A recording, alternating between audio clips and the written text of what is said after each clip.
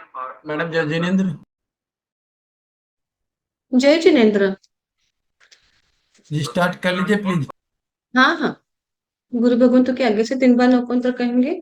नमो अरिहंतानम, नमो सिद्धानम, नमो आयरियानम, नमो उवझायानम, नमो निसंवसाहनम, नमो अरिहंतानम, नमो सिद्धानम, नमो आयरियानम, नमो उवझायानम, नमो निसंवसाहनम, नमो अरिहंतानम, नमो सिद्धानम, नमो आयर्यानम, नमो उवझायानम, नमो लोये संवसाहुनम, एसो पंच नमोकारो सव्व पावपनाशनम, मंगलानं च सव्वेसिं, परमं हवै मंगलम। जय जिनेन्द्र सभी को।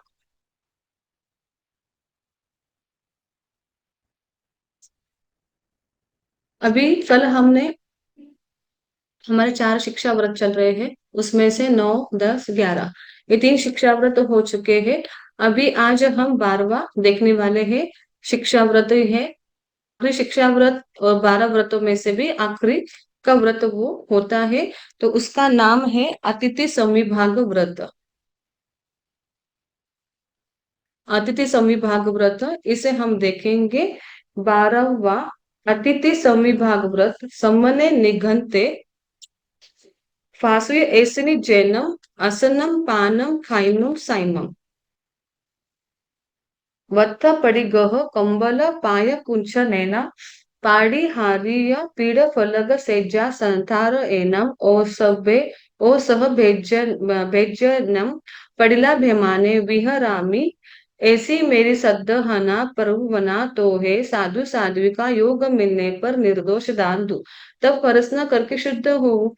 एवं 12वें अतिथि संविभाग के पंच अय्यरा जानी अव्वा न समार्य तम जाते आलू सचित निखे बनया सचित पीहनया काला इक्कमे परो वयसे मच्छरियाए जो में देवसीय अय्यारो को तसम इच्छा में दुग्णम। अभी ये 12वां व्रत है। इसमें मतलब अतिथि, इसे हम क्या कहेंगे, अतिथि संविभाग। अभी अतिथि मतलब बहुत मतलब मीनिंग क्या निकालते हैं, मेहमान, गेस्ट वगैरह।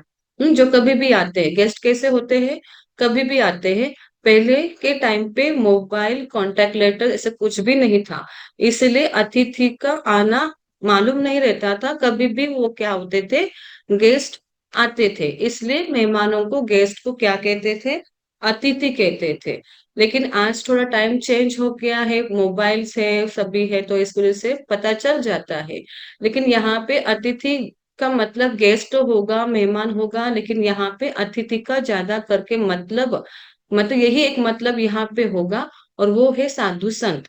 साधु संत कभी भी क्या नहीं होते हैं, बताकर आते नहीं है। इसलिए साधु संतों को यहाँ पे अतिथि के रूप में लिया गया है। तो यहाँ पे इसका मतलब ये होता है अतिथि संविभाग व्रत में अतिथि संविभाग व्रत का पालन करने के लिए अभी यहाँ पे कुछ वस्तुएं आई हुई है, 14 प्रकार के वस्तुएं। इन 14 प्रकार के वस्तुएं हम क्या कर सकते हैं, साधुओं को दान में दे सकते हैं। साधु एक बार मतलब कोई भी व्यक्ति दीक्षा लेने के बाद दान नहीं कर सकता, क्योंकि दान की हम डेफिनेशन क्या करते हैं, जो हमारी हो, हमारी मतलब जिसका बस हमारा ही अधिकार हो, उसे ही भगवान ने क्या कहा है, दान करने के लिए कहा है। और साधुओं का कुछ भी उनका अपना नहीं होता है, इसको साधु कभी दान नहीं कर सकते हैं। तो यहाँ पे दान बस श्रावक ही कर सकता है, श्रावक और श्राविका। इसलिए ये श्रावक के 12वें व्रतों में से 12वां व्रत आया हुआ है। तो 14 प्रकार की वस्तुएं हम साधु संतों को दान में कर सकते हैं। ये बात बहुत कम लोगों को मालूम होती है। सभी ज्यादा करके गृहस्थियों को क्या लगता है, बस आहार पानी उतना ही क्या है, साधुओं को हम दे सकते हैं। जैसे वो गोत्र के लिए आते हैं तो हम बहराते हैं, तो उतना ही नहीं, वो तो दान में देना ही है। इसके अलावा भी अन्य वस्तुएं साधु संतों को लगती है। तो वो कौन कौन सी है, तो 14 है। तो यहाँ पे बता दे रहे हैं कि मैं अतिथि संविभाग व्रत का पालन करने के लिए निगृंत साधुओं को, निगृंत साधुओं में क्या क्या दे रहा हूँ, अचित दोष रहित, यानी निर्दोष आहार, यानी कौन कौन से 4 प्रकार के आहार वापस यहाँ पे आए, अशन पान खाद्य स्वाद्य, इन चारों आहार का हम साधु संतों को बेरा सकते, दे सकते हैं। उसके बाद वस्त्र, पात्र, कंबल, पाद पोंछन, चौकी, पट्टा, शैया, संस्कारक, संस्कारक मैं बता दूंगी इसका मतलब औषध, भेषज, ये सभी साधु साध्वियों को अगर योग मिलने पर, अगर उनको अवसर है, अगर उनको चाहिए है, तो हम ये योग मिलने पर हम क्या करें, दान दूं, तब शुद्ध हूँ, ऐसी मैं भावना भा रही हूँ, इसमें श्रद्धा प्ररूपना कर रही हूँ, ऐसे में श्रद्धा रख रही हूँ, भावना भा रही हूँ कि क्योंकि साधु संतों को बेराने का और इससे बड़ा पुण्य होता नहीं है। तो इसलिए यहाँ पे श्रद्धा, हम विश्वास रख रहे हैं, यदि मैंने साधु को दान देने योग्य अचित वस्तु को, अभी यहाँ पे उसके अत्याचार आए हुए हैं, यहाँ पे अतिचार, पहले हम वस्तुओं को देखते हैं। अतिथि समविभाग व्रत में बस श्रावक श्राविका का ही व्रत है और किसी का ही व्रत नहीं है। साधु संतों का ये 12 व्रत तो होते ही नहीं, लेकिन ये जो है ये खास व्रत है, खास करके श्रावक श्राविका का ये खास रूप से व्रत है, क्योंकि दान बस वही कर सकते हैं और कोई नहीं कर सकते हैं, इसलिए दान की महिमा ज्यादा है। इसलिए श्रावक श्राविका को दान का उपदेश दिया जाता है, बार बार उन्हीं को ही उपदेश दिया जाता है, क्योंकि वही दान कर सकते हैं। तो 14 प्रकार की वस्तु कौन कौन सी आएगी, अशन पान खाद्य स्वाद्य, उसके बाद वस्त्र, यानी कोई भी कपड़े उनको चाहिए हो तो वो, पात्र, पात्र मतलब कोई उनके पात्र जो होते हैं, जिसे हम बर्तन बोलते हैं, और साधु संत शास्त्रीय भाषा में, आगम की भाषा में वो बर्तन नहीं बोलते हैं, वो पात्र बोलते हैं। कंबल, कंबल ओढ़ने के लिए कुछ चाहिए हो, शाल चाहिए हो, ब्लैंकेट चाहिए हो, वो। पाद पोंछन, अभी यहाँ पे ये रजोहरन इसे हम बोल सकते हैं, क्योंकि पाद जो पोंछन होता है, पाव पोंछने का एक कपड़ा, ये भी मतलब यहाँ पे लिया जाता है। लेकिन दो मीनिंग हम यहाँ पे ले सकते हैं, पाँव पोंछने का कपड़ा या फिर रजोहरन ज्यादा रूप से लिया जाता है। उसके बाद पीठ, पीठ मतलब यानी पट्टा, यानी चौकी रूप में बोल सकते हैं, पीठ मतलब चौकी, चौकी। उसके बाद फलक, फलक मतलब पट्टा, पाटा जिस पर वो बैठते हैं, सोते हैं, वो। शैया, शैया मतलब सोने के लिए और दरी वगैरह जो लगेगी उनको, वो। संस्कारक, संस्कारक मतलब आसन, आसन जो होते हैं, हम्म, वो आसन यहाँ पे वो आ जाएगा। पहले तिनके सूखे घास के आसन बिछौना पहले साधु संतों का होता था, तो आज जैसा है उस आसन के रूप में हम लेंगे। औषध और भेषज, औषध और भेषज दोनों का मतलब एक ही है, तो ऐसे 14 मीनिंग, बस थोड़ा डिफरेंस क्या है औषध और भेषज में। औषध का मतलब होता है जिसमें एक ही द्रव्य है, एक ही मतलब एक ही कोई कंटेंट है उसमें, जैसे हरड़ हो, सूंठ हो गया, एक ही उसमें, तो वो औषध में आ जाएगा। भेषज मतलब बहुत सारे कंटेंट्स मिलाकर बना गया है, तो उसे कहते हैं भेषज। जैसे दवाइयाँ हो गई, मेडिसिन हो गए, है ना, वो सब भी सभी आ जाएंगे, क्योंकि उसमें बहुत सारे कंटेंट्स होते हैं, इंग्रेडिएंट्स होते हैं, तो उन सबको मिलाकर थोड़ा थोड़ा मिलाकर बनाते हैं, तो वो भेषज में आ जाएगा। त्रिफला चूर्ण, शतावरी कल्प वगैरह जो है वो भेषज में आ जाता है। और औषध में बस एक ही द्रव्य, बाकी और कुछ भी उसमें मिलाया नहीं है, वो औषध कहलाता है। तो ये 14 प्रकार की वस्तुएं क्या है, देय है, देय मतलब देने योग्य है। इसलिए ये बात बहुत कम लोगों को मालूम है, आप लोग भी ध्यान रखिए, जब भी आपके आसपास कोई साधु संत है या फिर आपकी पहचान में है, तो 14 प्रकार की वस्तु उनको लगती ही है। तो इसलिए क्या कीजिए, जब भी आपको मौका मिले तो इनकी वस्तुओं का दान कीजिए, क्योंकि ये हम ही दान कर सकते हैं और कोई दान नहीं कर सकते हैं। तो ये सभी कैसे धर्म उपयोगी है। धर्म, अभी इनके अलावा भी उनको क्या लग सकता है, 14 प्रकार के बता दिया है, लेकिन क्योंकि 14 प्रकार कंटिन्यू क्या होते हैं, काम में उनको लगती है, क्योंकि जैसे मान लो कंबल है, कभी फट जाता है, कभी खराब हो जाता है, बहुत टाइम उसके कपड़ा कपड़ा है, कपड़ा कभी न कभी क्या हो जाएगा, फट ही जाएगा, तो वापस उनको क्या करना पड़ेगा, दूसरा देना पड़ेगा। तो ये क्या होती है, प्राय, यानी कभी कभी लगेंगे, रोज नहीं लगेंगे, लेकिन लगेंगे जरूर। लेकिन कुछ कुछ इनके अलावा भी वस्तु है, उसका भी हमें ध्यान रखना पड़ेगा। जैसे पुस्तकें हो, सुई हो, सीजर, कैंची हो, हम्म या फिर कोई कोई भी छोटी वस्तु, दवाई, दवाई तो औषध में आ ही गया है, पुस्तकें, सुई, कैंची, ये सब बातों का भी, सोप, साबुन हो गया। वो भी हम क्या कर सकते हैं, उनको लाकर दे सकते हैं। तो ये 12 व्रत, 12वां व्रत में अब इसके अतिचार हम देखते हैं। अगर इसका व्रत ले लिया और मान लो कभी कभी व्रत लेने के बाद या फिर कोई कोई की मेंटेलिटी कैसे होती है, वो अतिचार के रूप में आया हुआ है। पहला अतिचार आया है सच्चित निक्षेपनया, यानी सच्चित निक्षेप। सच्चित निक्षेप मतलब अभी कोई कोई ऐसे भी लोग होते हैं जिनको देने की इच्छा होती नहीं है। जिनको देने की इच्छा नहीं होती है, तो वो क्या करते हैं, उस अचित वस्तु, मतलब जो सचित वस्तुएं है, उस पर क्या, सचित निक्षेप है ना, अचित वस्तुओं को सचित पर रख देते हैं। अचित वस्तुओं पर क्या कर देते हैं, सचित पर रख देते हैं। जैसे मान लो रोटी, रोटी होगी, रोटी होगी, उस रोटी के उस पर क्या, या फिर सब्जी बनाई होगी, सब्जी को हम ढक दिया, उसके ऊपर क्या कर देते हैं, नमक रखेंगे, नमक का बर्तन रख देंगे, या फिर जो सचित, मतलब वेजिटेबल्स होती है, सब्जी होगी, तो उसके ऊपर, उस बर्तन, उस ढक्कन के ऊपर रख देते हैं। फिर क्या हो गया, अचित नीचे है, सब्जी बनाई हुई है, हम उसे क्या कर सकते, बहरा सकते हैं, लेकिन उसके ऊपर क्या रख दिया हमने, सचित को रख दिया, तो वो सचित से ढक दिया उस अचित को। उसके वजह से साधु संत वो ले नहीं सकते हैं, क्योंकि सचित टच में है। जो उनको चाहिए उसका क्या हुआ है, सचित का टच हुआ है, सचित का स्पर्श हुआ है। उसके वजह साधु संत क्या नहीं लेते नहीं है। तो वो भावना नहीं होती किसी की देने की, तो इस प्रकार वो कपट कर देते हैं। या फिर मान लो धोवन पानी का, या फिर गर्म पानी का पात्र होगा, बर्तन होगा, उसको क्या कर देते हैं, सचित जल से उसे और ढकेंगे, वहां पे सचित पानी रख देंगे बाजू में ही, उसको टच करके। तो वो भी साधु संत क्या नहीं ले सकते, गर्म पानी ले नहीं पाते हैं। उसके बाद सचित पीहनया, सचित पीहनया मतलब सचित पिधान। अभी यहाँ पे सचित पिधान मतलब न देने की इच्छा, यहाँ पर सब में न देने की इच्छा रहने वाली है। न देने की इच्छा से क्या कर दिया, अभी पहले में क्या कर दिया था, अचित वस्तु में सचित वस्तु को मिला दिया था।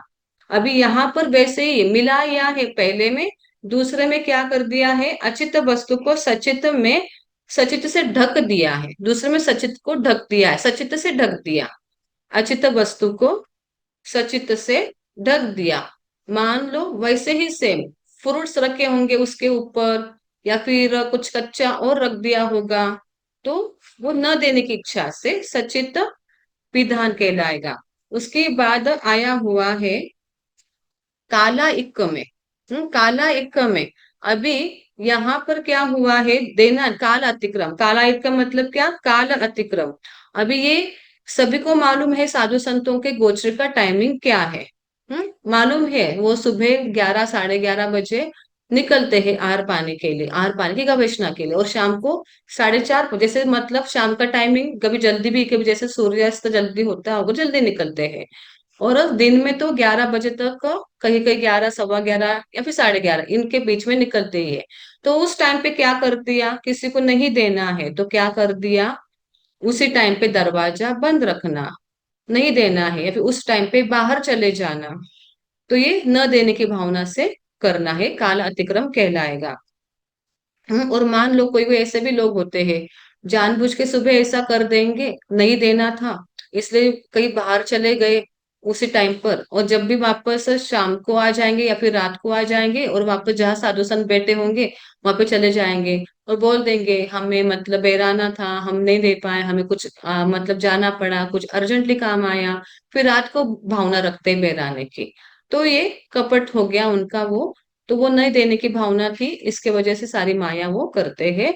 तो वो तीसरा अतिचार है काल अतिक्रम, यानी काला इक्क में। चौथा अतिचार है पर व्यपदेश। पर व्यपदेश, पर व्यपदेश मतलब अभी यहाँ पर भी नहीं देने की भावना है। तो यहाँ पे नहीं देने की भावना है। मान लो साधु संत अचानक से घर पर आ गए, हाँ अचानक से आ गए, और अभी साधु संत तो बिना आज्ञा के लेते नहीं है, जो भी घर पे होंगे उनकी आज्ञा से वो क्या करते हैं, लेते हैं। मान लो उन्होंने मुझे पूछ लिया कि मुझे ये वस्तु चाहिए है, और मैंने कह दिया नहीं नहीं ये मेरी नहीं। मान लो किताब वहां पे पड़ी होगी, गोचरी के लिए आए होंगे, आहार पानी लेकर ले लिया होगा, भी नहीं भी लिया होगा, और जा रहे होंगे, उनको किताब वहां पे दिख गई और उनको कहा कि मुझे किताब बड़ी अच्छी लगी है, कुछ देर के लिए पढ़ाई के लिए दोगे क्या? वो बिना आगे के लेंगे नहीं, जिसकी है। तो मुझे उन्होंने पूछ लिया किताब मुझे चाहिए है, और मैंने वो किताब मेरी थी, लेकिन मुझे नहीं देनी थी ना, मुझे नहीं देने की भावना, मैंने क्या कह दिया, वो मेरी किताब नहीं है। तो मेरी किताब नहीं है तो वो लेने वाले नहीं, क्योंकि जिसकी किताब है उसी को पूछकर वो लेकर जाएंगे। तो पर व्यपदेश, पर मतलब दूसरों का बताना, खुद का होने के बावजूद भी वह वस्तु दूसरों की है ऐसा बोलना, वो आ जाएगा पर व्यपदेश। उसके बाद पांचवा अतिचार आया हुआ है मच्छरियाय। मच्छरियाय मतलब मत्सरता। मत्सर। मत्सर मतलब होता है थोड़ी बहुत ईर्ष्या। अभी यहाँ पे ईर्ष्या भाव से दान देते हैं। मान लो बहुत नाम होगा समाज में, और ये सब कुछ सभी बोल रहे होंगे आप इतना कुछ करते लेकिन आप दान देते नहीं है, आप ये करते नहीं है, आपको थोड़ा बहुत दान देना चाहिए। लेकिन क्या कर दिया, अभी सब कुछ बोल रहे हैं, सब प्रेशर डाल रहे हैं। तो प्रेशर में आके, या फिर ये भी दे रहा है तो मैं भी दे दूंगी, देखा देखी में करना, ये इतना दे रही तो मैं भी क्यों ना दूं। तो उस भाव में आकर साधु संतों को देना, वो आ जाएगा मत्सरिया यानी मात्सर्य। तो ये पांच अतिचार होते हैं। जब भी साधु संत घर पर आए तो इन पांचों से बचकर रहना है। दोष लगाना नहीं है, किसी के देखा देखी में भी दान ना करो। बहुत कंपटीशन चलती है आजकल, हर बात में कंपटीशन है। धर्म में भी कंपटीशन शुरू हो चुकी है। चाहे वो कुछ भी हो, सामायिक हो, तपस्या हो, दान हो, हर बात में कंपटीशन है। तो देखा देखी, ईर्ष्या, ईर्ष्या मतलब जलस होना। जलस होना, ये इतना, क्योंकि दान देने से पुण्य बढ़ता है, ये सभी को मालूम है। नॉन जैन को भी मालूम, जरूरी नहीं जैन को मान, सभी को मान, दान देने से पुण्य बढ़ता है। तो ये क्या करेंगे, ये दान दे रही है मैं भी दान दूं, इसका पुण्य बढ़ रहा है, मैं क्यों ना, मैं क्यों पीछे रहूं, मैं भी क्या करूंगी, दान दूंगी। जलन में आकर क्या करते हैं, कोई दान करते हैं, कोई स्पर्धा में आकर करते हैं, कोई कैसे करते हैं। तो ये सारे भाव में रहकर दान मत नहीं करना, क्योंकि दान जैसा पुण्य इस दुनिया में कोई नहीं है। बड़े बड़े श्रावक भी दान देकर, बस एक बार दान देकर अपने जीवन में उन्होंने अपना संसार कम कर दिया है, जन्म मरण कम कर दिया है। इतना दान का महत्व है। दीक्षा नहीं ली उन्होंने, पहले जो श्रावक कुछ कुछ होकर गए हैं, उन दीक्षा वगैरह नहीं लिए, संयम नहीं लिया, बस दान दिया पूर्ण भाव से, अच्छे भाव से, तो उनके संसार ही मर्यादा कम हो गई। बस 10-12 भाव में, कोई कोई 15 भाव में क्या होने वाले, मोक्ष जाने वाले हैं। बस क्या कर दिया उन्होंने, एक बार लाइफ में आकर दान दिया, साधु संतों को बेराया है। तो ऐसे बहुत सारे एग्जाम्पल्स हमारे इसमें है। तो ध्यान रखिए, दान दो तो इतना अच्छा मौका मिला है, उसे मत जाने दीजिए, और बहुत अच्छे भाव से, शुद्ध भाव से क्या कीजिए, दान दीजिए। और मन में भाव रखिए, देना है इसे दीजिए मत, आए हैं अब देना पड़ेगा, ऐसे भाव मत रखो। कभी, या फिर किसी के पास रोज आते होंगे तो वो परेशान भी, वो क्या क्या रोज रोज का है, मौका मिला है रोज रोज, आपको बहुत अच्छे पुण्यशाली हो अगर आपको ऐसा रोज रोज मौका मिल रहा हो, तो खुद को भाग्यशाली समझिए, और अच्छे भाव से क्या कीजिए, दान दीजिए, क्योंकि हर एक को ऐसा मौका मिलता नहीं है। तो इसीलिए दान देते वक्त खुश होइए, प्रसन्न रहिए, और जो भी दे रहे हो बड़े अच्छे, बिना स्वार्थ के, निस्वार्थ से क्या कीजिए, उसे दान दीजिए, बस अच्छे और पूरे उच्च भाव रखो उस वक्त देते वक्त। यही व्रत यहाँ पे ये समझा रहा है, अतिथि समविभाग व्रत। अभी उसके बाद आ रहा है आगे का बड़ी संलेखना का पाठ, जो बड़ा ही, उसके बाद बड़ी संलेखना के पाठ के बाद क्या होता है, श्रावक के जो व्रत है वो पूरे हो जाते हैं। तो बड़ी संलेखना का पाठ अभी पूरा मैं नहीं पढ़ती हूँ। अह बनते, अभी जो आपको आपको याद होगा, तो हम विधि बताई थी, चौथा आवश्यक पूरा, मतलब चौथा आवश्यक स्टार्ट करते वक्त खड़े होते हैं, या फिर कोई नमोत्थनम के आसन में बैठते हैं, है ना। ये दो पोज बताई थी। तो वो पोज का यहाँ पे अभी ये होगा, अहम बनते अपश्चिम मारणांतीय संलेहना, झूसना आराहना कौशलशाला कुंज कुंज के। उच्चार पास्वन भूमिका पड़ी लेह के गमना गमने पड़िकम के। ये दो बार, जहाँ दो दो आपके इसमें दो दो होगा नंबर, दो दो बार बोलना है, संथारा संथार संथार के। ऐसे वो दो अगर लिखे होंगे नंबर, तो दो का नंबर का मतलब होता है, उसे रिपीट कीजिए। ठीक है। संथार संथार के, दरबादिक संथार दुरूह दुरूह के, पूर्व तथा उत्तर दिशि सम्मुख पल्यम कादिक आसन से बैठ बैठ के, वापस वहां पे दो आया हुआ है, बैठ बैठ के। अभी यहाँ पर जो हम खड़े थे, कोई जो खड़े होंगे या फिर कोई नमोत्तनम के आसन में थे, वो यहाँ पे वापस अपने रेगुलर आसन बैठ जाना है।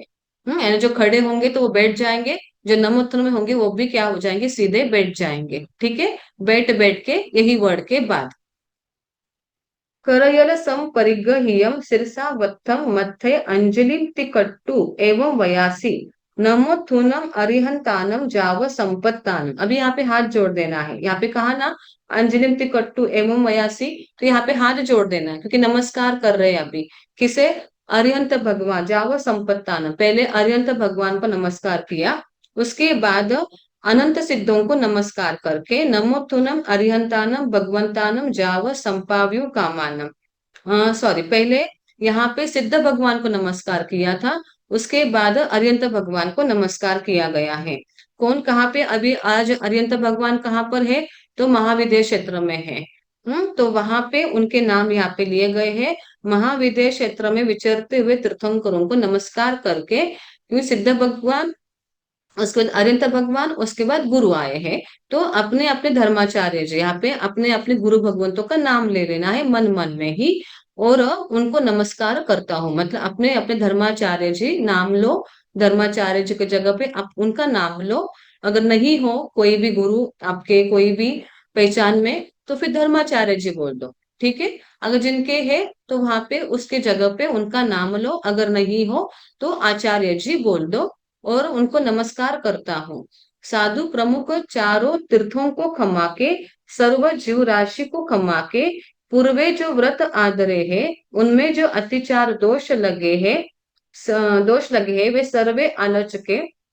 सर्व आलोचके परिक्रम करके, निंद के निशल्य होकर के, सौवम पानाय वायम पचकामी, सौवम मुसावायम पचकामी, सौवम अदिना दानम पचकामी, सौवम मेहुनम पचकामी, सौवम परिघम पचकामी, सौवम पोहम मानम जाव, सौवम मिच्छा दंसन सल्लम, सौवम अकरनिजम जोगम पचकामी, जावत जीवाये तिबिहम तिबिहनम न करेमी न कार्यवेमी। इसे अंडरलाइन कर लीजिए।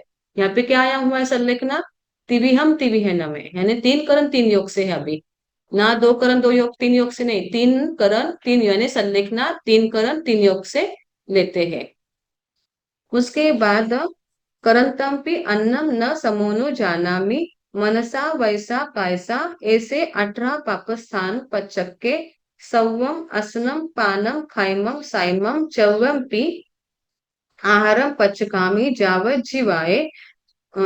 ऐसे चारों आहार पचक के, जम पियम इमम शरीरम इत्थम कंतम पियम मनुनम मनामम धिजम विशास्यम समयम अनुमयम बहुमयम बंड करंडग समानम रयन करंडग भूयम मानम सिया मानम उन्ना मानम कुआ मानम पिवासा मानम बाला मानम चोरा मानम दंसम सगा मानम वाह्यम पित्तियम कफियम संभीमम सन्निवायम विविहारोगायंका परिसहा उवसगा फासा फुसंतु एवं पीयम चरि में ही उस्सास निस्सासेहिम ओसिरामी तिकट्टु, ऐसे शरीर ओसरा के कालम अनव कंख माने विहरामी, ऐसी मेरी सज्जहना प्ररूपना तो है,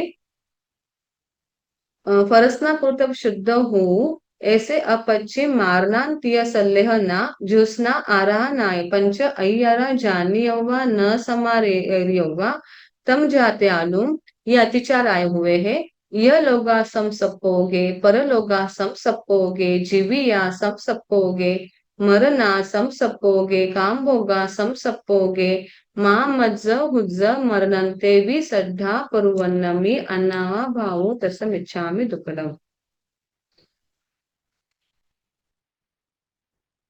अभी यहाँ पे ये जो संथारा आए हुए हैं, इसे संलेखना संथारा संथारा ही ज्यादा करके बोला जाता है, और संलेखना भी इसे कहते हैं, लेकिन ज्यादा रूप से संथारा ही कहा जाता है। अभी दो प्रकार के मरण आए हुए, ये तपस्या सबसे बड़ी तपस्या है ये मृत्यु संबंधी तपस्या है, ये मरण संबंधी तपस्या है।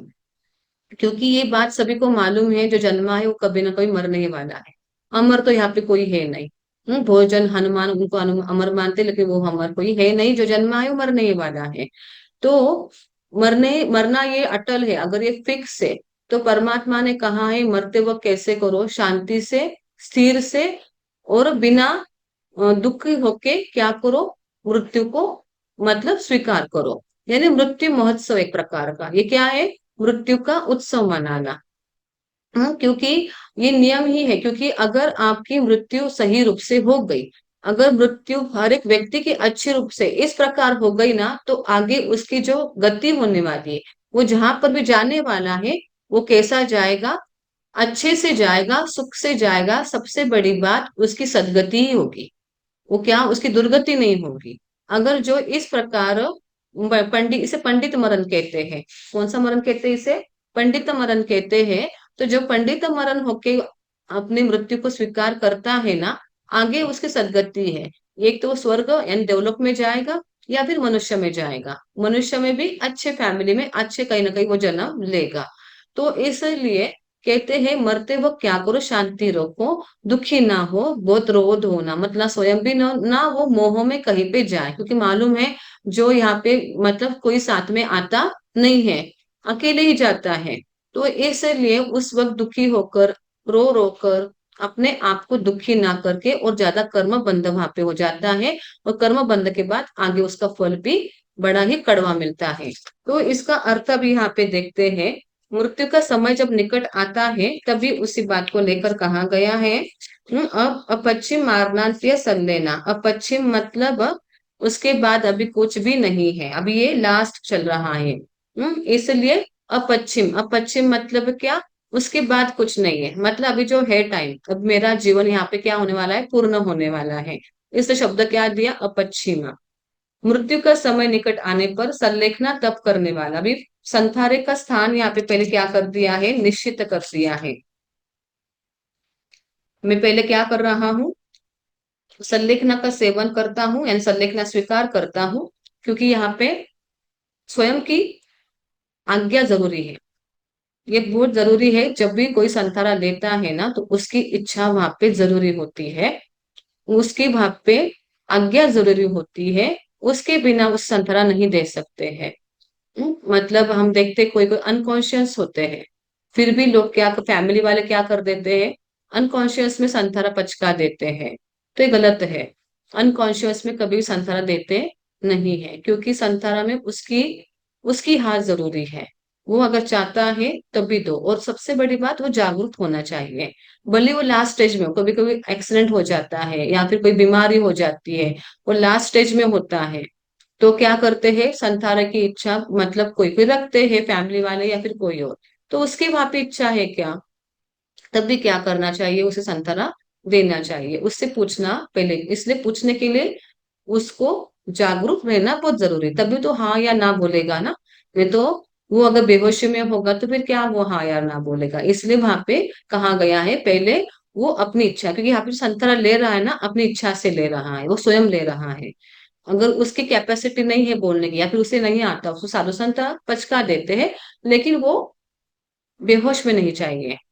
तो यहाँ पे वही बात बोल रहे हैं, मैं क्या कर रहा हूँ, संथारा स्वीकार कर रहा हूँ, प्रमार्जन पुंज पुंज के, प्रमार्जन करके, उच्चार पासन भूमिका, मल मूत्र भी त्यागने की भूमि। अभी संथारा मालूम नहीं है ना कितना टाइम जाएगा, तो मल मूत्र भी जो है उसने जो रखा था। अभी ये जो बात आई है ना, ये पहले श्रावक जो होते थे ना, ये पौषधशाला में ही रहते थे, उनकी पौषधशाला अलग से होती थी।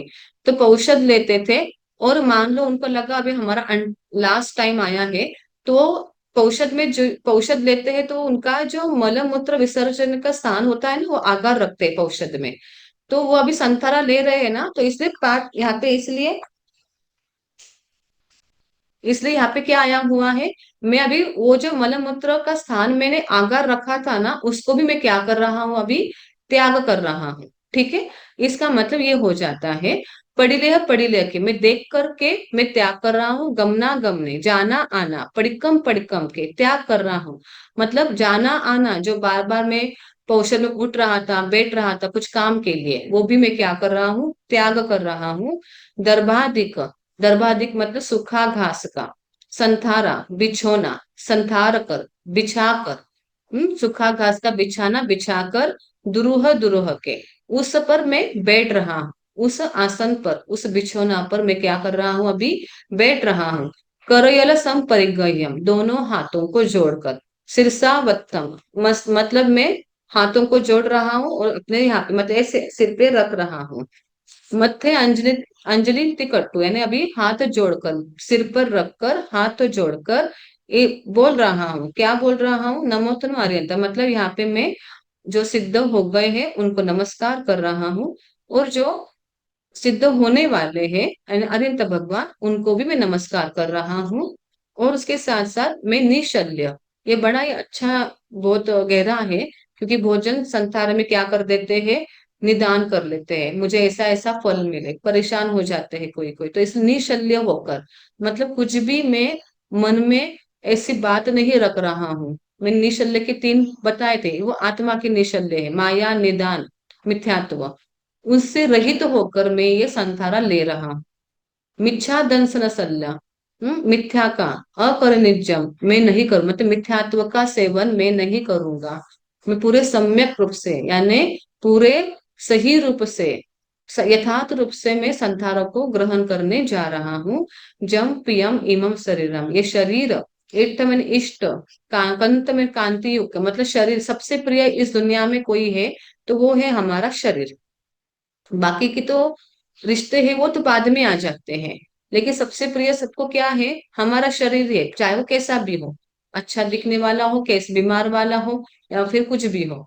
तो उस प्रिय शरीर को जो कांति है, चमकदार मतलब अच्छा है, प्रिय है, मनुन मतलब बहुत सुंदर, मुझे मन को प्रिय है, दिज्जम धीरज रखने वाला, विश्वास्यम विश्वास करने योग्य, समयम सम्मान को प्राप्त, अनुमयम विशेष सम्मान को प्राप्त, पहले उसने किसको छोड़ा है, शरीर को। उसके बाद जो मन को अच्छा लगता है, उसे जो विश्वास करने योग्य है, समय में सम्मान को प्राप्त है, विशेष सम्मान को प्राप्त है, अनुमय बहुमय बहुत सम्मान को प्राप्त है, भंड करंडक समान आभूषणों के, मतलब आभूषणों के समान है, रयन करंडक भूयम रत्नों के समान है, मानम सिया सर्दी न लगे, मानम उन्ना गर्मी न लगे, उष्ण यानी सिया मतलब सर्दी, उन्ना मतलब उष्ण यानी गर्मी, हुआ मतलब भूख, पिवासा मतलब प्यास, मानम मानम का सब जगह मतलब नहीं लेना है। गर्मी नहीं लगे, सर्दी नहीं लगे, भूख नहीं लगे, प्यास नहीं लगे, मानम बाला, बाला का मतलब होगा यहाँ पे काटना, अभी काटना मतलब यहाँ पे सांप आदि वो ले लो, यानी सांप का डसना वगैरह, वाला, वाला बोलो बाला बोलो कुछ भी चलेगा, कोई कोई वाला बोलते हैं, कोई कोई बाला बोलते हैं, वहां पे दोनों भी शब्द चलेंगे। तो यहाँ पे इसका मतलब होता है सांप का डसना। उसके बाद मानम चोरा, चोर का, चोरों का भय नहीं, दंसम सगा, दास मच्छर, दंसम दंसम दंश करना, कौन दंश कर रहे हैं, तो मच्छर आदि, मानम वाहियम, वाहियम बोलो वाह्य बोलो दोनों भी चलेंगे, वाह्य या फिर वाह्य, ये दोनों भी कोई कोई बोलते हैं, कोई वाह्य बोलते हैं वहां पे, कोई कोई वाह्य बोलते हैं। वाह्य या फिर वाह्य होंगे आपके इसमें से कोई कोई ऐसे भी, तो दोनों भी शब्द चलेंगे। उसका मतलब होता है वात, वात पित्तीय में पित्त, कफीय में कफ, वात पित्त कफ, दो तीनों आ जाए वहां पे। संभीमम, संभीमम मतलब होता है भी यहाँ पे कफियम हो गया, सन्निपात, यानी किसी को सन्निपाती भी बीमारी है वो भी हो जाती है। विविहा अनेक प्रकार के रोगायंका, रोग संबंधी जो भी पीड़ाएं हैं। परिसहा जो 22 प्रकार के परिसर, साधु संतों के परिसर कितने बताए हैं? 22 बताए हैं, तो वो 22 प्रकार के परिसर। उपसर्ग, उपसर्ग, उपसर्ग मतलब कोई भी संथारा जब लेते हैं ना तो बहुत परीक्षाएं होती है। उपसर्ग का मतलब आप परीक्षा ले लो। परीक्षा मतलब जैसे हम कोई पचकान ले लेते हैं तो कुछ ना कुछ परीक्षा होती है ना, वो टूटने के लिए। तो वैसे परीक्षा होती है, कोई देव आकर लेगा, जानबूझकर उसे परेशान करेगा, उसे तकलीफ देगा, कोई मनुष्य होगा देगा, कोई प्राणी देगा। तो ये उपसर्ग मतलब कुछ ना कुछ परेशान करना, जिसने लिया है ना व्रत उसको परेशान करना ताकि उसका व्रत टूट जाए, तो उसे कहते हैं उपसर्ग। फासा फुसंतु, स्पर्श नहीं करे, स्पर्श करे यानी स्पर्श नहीं करे। एवं पियनम, एवं पियनम मतलब ऐसे इस शरीर को, ये प्यारे शरीर को, हम्म चरे में हिम अंतिम उच्छ्वास निश्वासेन, श्वासोश्वास में, क्या कर रहा हूं मैं? ओ सिरा में त्याग करता हूँ। इस शरीर को मैं क्या कर रहा हूँ? त्याग कर रहा हूँ।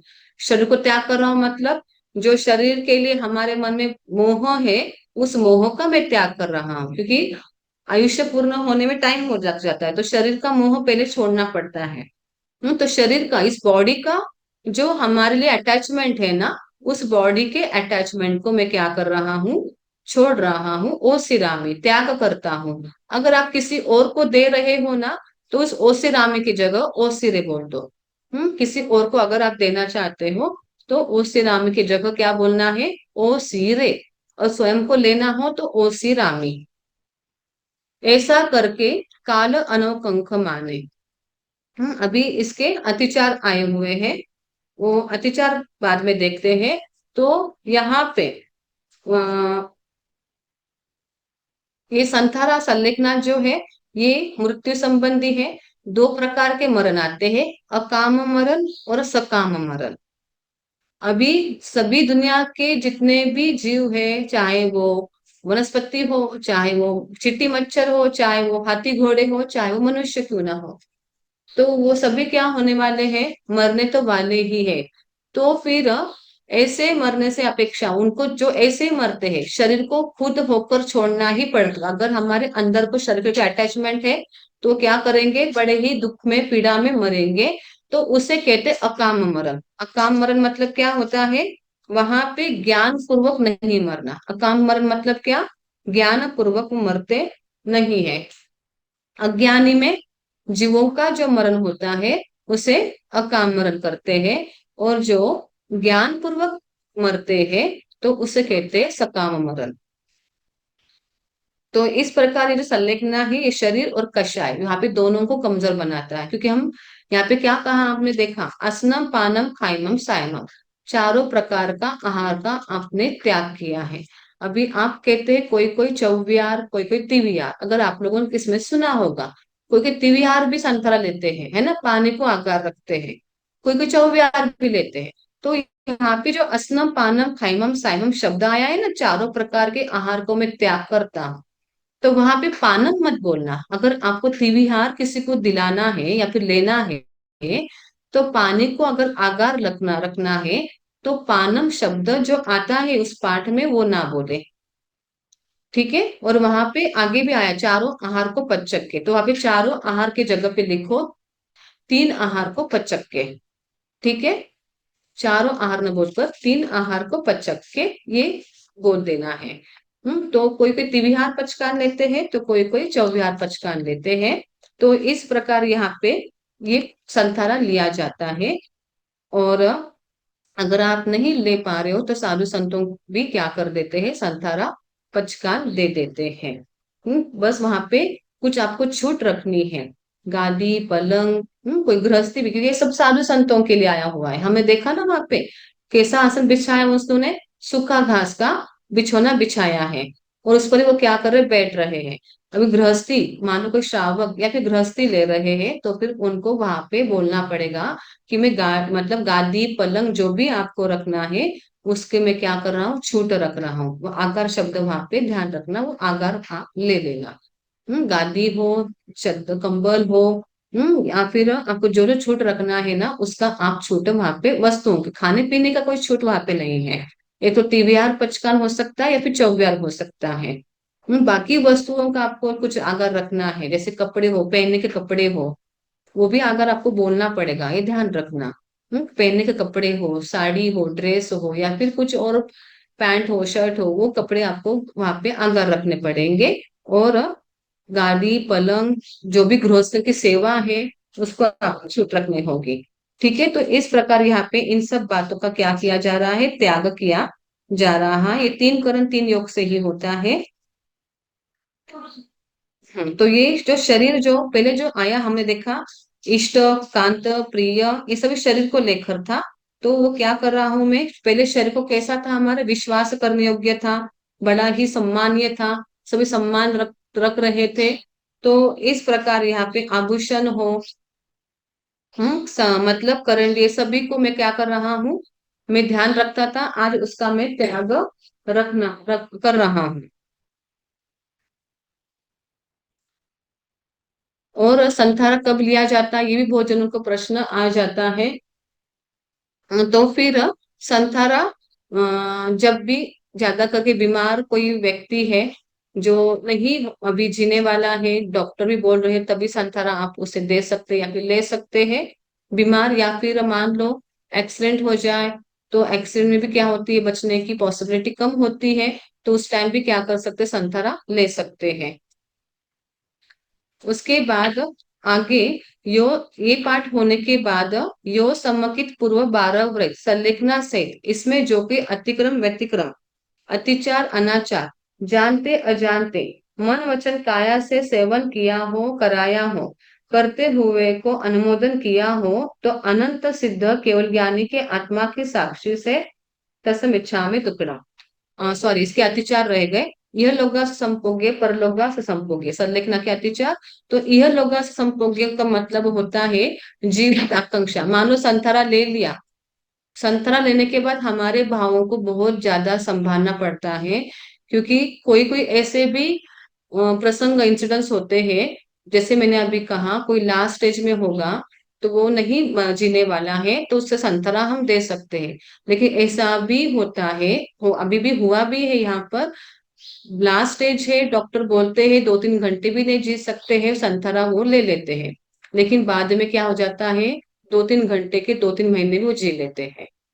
तो फिर क्या हो जाता है, मन में भावना आ जाती है, मैंने क्यों संतरा पचकान कर लिया। हुआ, अभी अभी हुआ है, साध्वी जी थे। तो इस प्रकार वहां पे उस वक्त ये ना सोचे कि मैंने पचकान क्यों करा है, मुझे जीवन मतलब जीवित आकांक्षा है, मैंने वहां पे जीने की इच्छा रखना। क्योंकि क्या होता है, संतरा लेने के बाद हमारी बॉडी क्लीन हो जाती है, और जो भी बीमारियां होती है ना, वो क्या हो जाती है, तुरंत दूर हो जाती है। तो उसके बाद वो बीमारी दूर हो जाने के बाद फिर क्या हो जाता है, वो और जी सकता है। तो इसलिए जीवित आशंसा यानी यह लोग के मतलब यह लोग संपर्क का मतलब होगा जीव्या संपोगे, जो आया हुआ अतिचार, उसमें उसका मतलब होता है जीवित रहने की इच्छा रखना, जीवित रहने की इच्छा रखना। मरना संसपोगे, मान लो कोई बहुत बड़ा बीमार है और वो क्या नहीं हो रहा, ऐसे भी होते हैं। अभी अभी का जो संतारा है वो 68 दिन का गया, कितना गया, 68 दिन का संतारा गया। इतना लंबा संतारा होने के बाद व्यक्ति क्या हो जाता है, परेशान हो जाता है, जिसने लिया है। बाकी के ऊपर के जो भी उनके भाव कैसे भी चल रहे, लेकिन जो लेने वाला है उसको उसके अपने भाव संभालने पड़ते हैं। यार कितना लंबा हो गया, मैं बहुत परेशान हो रहा हूँ, मैं बीमार होंगे तो और ज्यादा परेशान होते हैं। बहुत ज्यादा, मैं कब मरूंगा, मुझे मरना है, अब नहीं जीना, अब मुझे सहन नहीं हो रहा, तो वो भी इच्छा नहीं रखनी है। ना जीने की इच्छा रखनी है, ना मरने की इच्छा करनी है। इसके बाद पहला अतिचार यह लोगा सम सप्पोगे का मतलब होता है, संतरा लेने के बाद कोई कोई ऐसे भी व्यक्ति होते हैं कि मुझे ये मिल जाए, ये नहीं मिला मुझे ये मिल जाए, तो सांसारिक सुखों की इच्छा नहीं करना। इस भव की, इस भव में जो जो नहीं मिला उसकी इच्छा नहीं करना, या फिर जो मिला होगा उसकी भी इच्छा नहीं करना। परलोका संसपोगे, परलोक यानी स्वर्ग की सुख, स्वर्ग के सुखों की भी इच्छा नहीं रखना। स्वर्ग के सुखों की इच्छा नहीं रखना, उससे काम होगा सम सबको होगे, काम भोगों की भी इच्छा नहीं रखना, मैथुन सेवन की भी इच्छा नहीं रखना। तो ये 5 प्रकार के अतिचार संलिग्ना के आ जाते हैं। इसके बाद जो पाठ मैंने अभी पढ़ा, वो पाठ में बताया गया है कि जो जो मैंने अभी 12 व्रत बोले हैं, संलेखना के मैंने जो जो अभी बोला है, उसमें जो कुछ मेरे व्रतों में दोष लगा होगा, अतिक्रम, व्यतिक्रम, अतिचार, अनाचार, ये जानते हुए लगा होगा, अजानते अनजाने में हुआ होगा, मन वचन काया से मैंने सेवन किया होगा इन 12 व्रतों का। पहले आलोचना कर दी है, उसके बाद वापस क्या कर रहे हैं, मैंने किया होगा 3 योग से 3 करण से, तो मैं क्या कर रहा हूँ, भगवान के साक्षी से मैं दसम इच्छा में दुपड़ा बोलता हूँ। इस प्रकार समुच्चय का पाठ हो जाता है। उसके बाद आगे 18 पापस्थान का पाठ आता है। 18 पापस्थान का मतलब ही सावध योग होता है, विधि बता रही हूँ मैं। उसके बाद 18 पापस्थान है, उसके बाद कौन सा पाठ आ जाता है, समूचे मनुष्यों का पाठ आ जाता है। उस समूचे मनुष्यों का पाठ का मतलब हम कल देखेंगे।